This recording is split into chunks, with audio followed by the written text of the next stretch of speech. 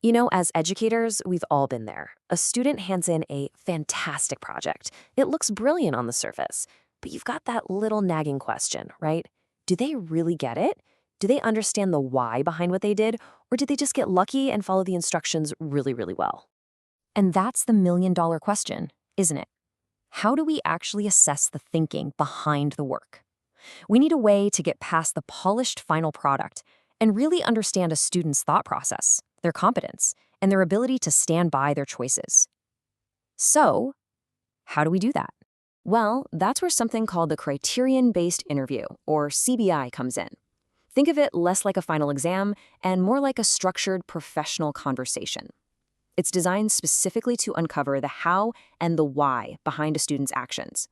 It's basically our window into their brain, letting us see if that great work was a happy accident or if it was the result of some really deliberate, competent choices.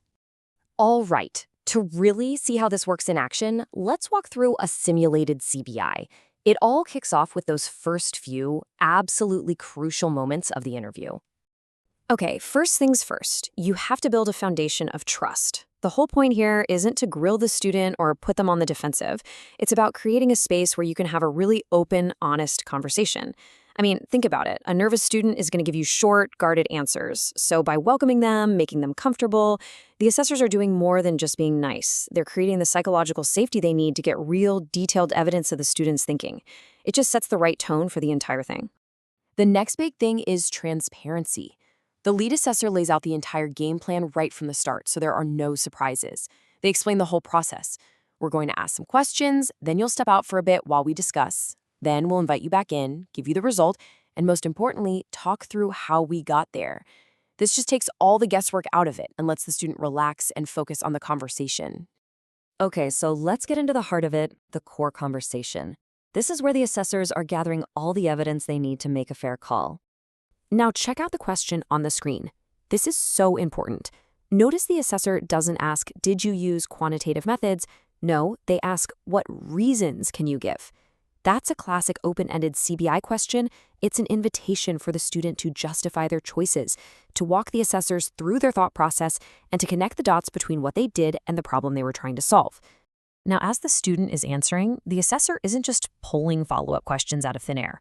They're often using a structured framework to guide the conversation, something like the START method you see here. They're systematically listening for the situation and the task to get the context. Then they dig into the specific actions and the results. But here's the magic for assessment. Those last two letters, R and T. They're probing for reflection. So what did you learn from this? And transfer. How are you going to use this knowledge later? This is how you get that rich, specific evidence of deep competence. And while the lead assessor is guiding that conversation, the second assessor has an equally vital role. They are a silent observer, taking incredibly detailed notes. And they're not just writing down their general feelings. They're documenting specific phrases, quotes, and behaviors that link directly back to the learning criteria.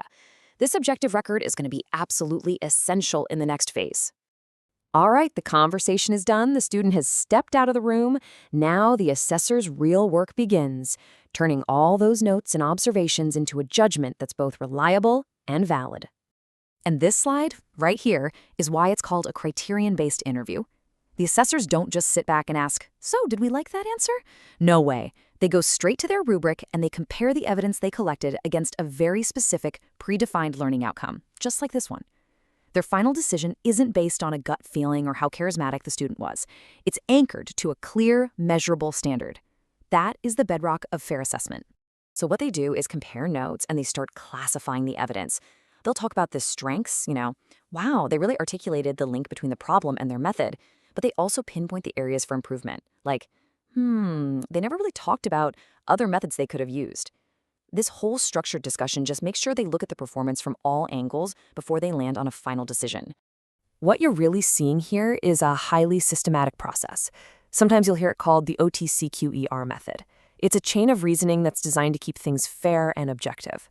You observe the behavior, take detailed notes, classify that evidence against the criteria, qualify it by figuring out its value, evaluate everything to come to a conclusion, and finally prepare to report it all back to the student. See, every single step is deliberate and builds towards a judgment they can truly stand behind.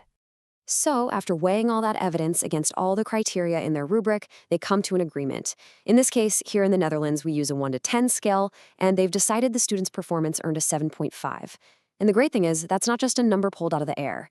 It's a grade that is completely backed up by specific, documented evidence from that interview.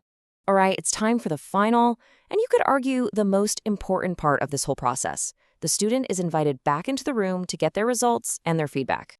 And this final conversation is a powerful 1-2 punch. First, the assessor explains the reasoning for the grade, connecting it directly back to what they saw in the interview, like the well-supported justification. But then, they pivot. They move from feedback to what we call feed forward. This isn't about criticism, it's constructive, actionable advice for the future. It gives the student something concrete they can work on for their very next project. And that's really the secret sauce of the CBI. It's not just a tool to give a grade. It's a tool for learning. Feedback helps a student understand what they did in the past. But feed forward, that gives them the tools and the direction to actually cultivate their future growth. It's so much more powerful. So when you boil it all down, what makes a criterion-based interview truly fair and effective? It really rests on these 3 pillars. First, validity. Are you actually measuring the thinking skills you intended to? Second, reliability. Is the judgment consistent? That's why having 2 assessors is so crucial. And finally, transparency. Did the student understand the rules of the game from the very beginning? If you can nail these 3, you've got yourself an incredibly robust assessment. And that leaves us with one last question to think about. And it's not for the student, it's for us as assessors. You can have a perfect process, a great rubric, everything, but we're still human. To deliver a truly fair assessment, we have to be aware of our own internal biases, what we call assessor effects. Things like the halo effect, or maybe having a bit too much sympathy for a student. A truly great assessor doesn't just understand the CBI process, they also take the time to understand themselves.